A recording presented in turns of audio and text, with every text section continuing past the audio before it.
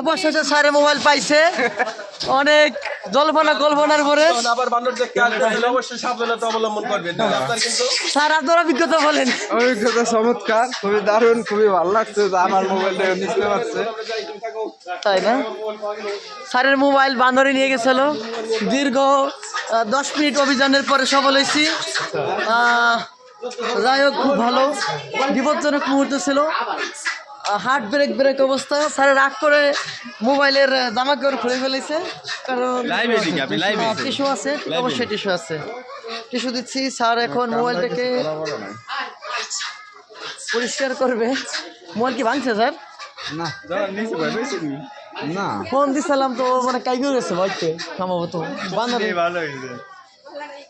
শ্বাসরুদ্ধ উদ্ধার। এজন্য কিডন্যাপিং।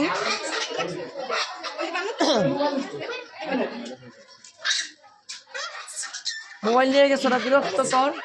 গাইলিতেছে, মুখ ভেঙাইতেছে। এই যে দুইজনে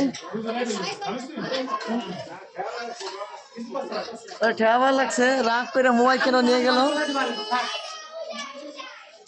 খুবই আজকের মুডটাই নষ্ট করে দিল।